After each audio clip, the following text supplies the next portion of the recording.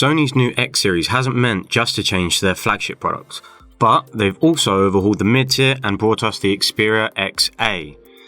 The UK launch price is just under £240, making this far from a budget handset, but places it into the premium mid-tier segment. The first thing you will notice when looking at the Xperia XA is the almost bezel-less screen. In fact, at the time of this review, it's the narrowest 5-inch phone in the world. I actually prefer the look and feel of the XA compared to the X and the X Performance, and it's certainly up there as one of Sony's best looking phones from the whole Xperia range. The screen also follows the design of the rest of the X lineup with its slightly curved edges, which, with the absence of bezels, makes the transition from glass to the metal sides almost seamless. On the side, you will notice a familiar, small, rounded power key like we saw in the Z3 series, a volume rocker, and the dedicated camera button. We don't see the same power key as we saw in the Z5 lineup, which does mean no fingerprint sensor. This would have been nice to see, but it's something you can't particularly mark a mid-tier handset down for. There is a single slot on the opposite side for a SIM card and an SD card, or in the dual SIM models, 2 nano SIM cards.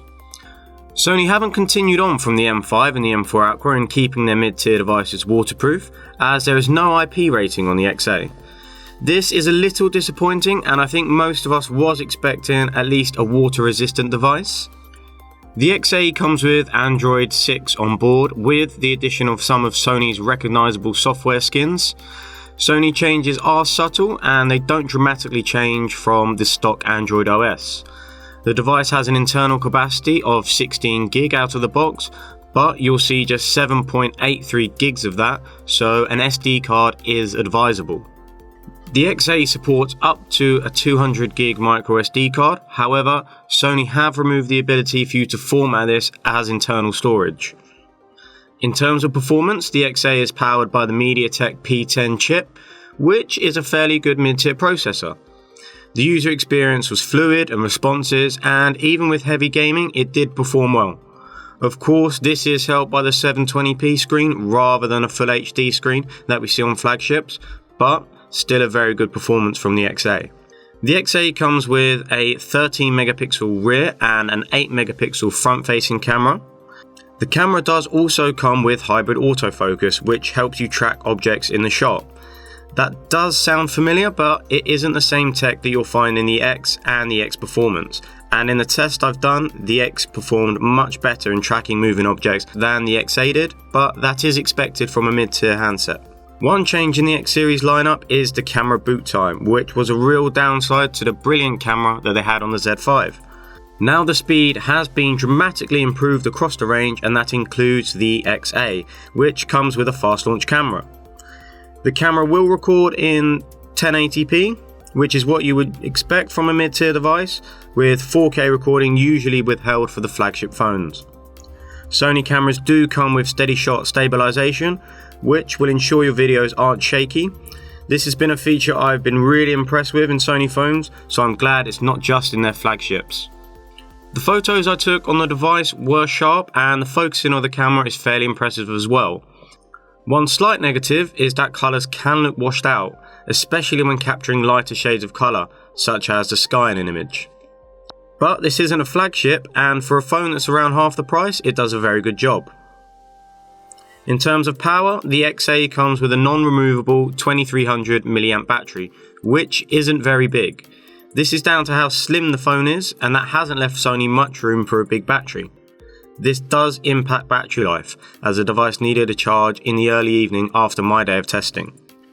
Web browsing seemed to be a significant power drain, however video playback was actually surprisingly good, and I managed to get just under 7 hours. If you are wanting to achieve Sony's 2-day promise, then you will have to be cautious and pretty much avoid heavy use altogether. I would say a normal user will get a full day out of the XA, which is normally good enough for most. You will of course get Sony's Stamina Mode and Ultra Stamina Mode, which restricts certain features like GPS, vibration and image enhancement to make sure your battery lasts just that little bit longer. The XA does support quick charge. This is through Sony's UCH12 charger, which they claim gives you 5.5 hours of use with just 10 minutes of charge. This, however, doesn't come in box as standard in the UK model.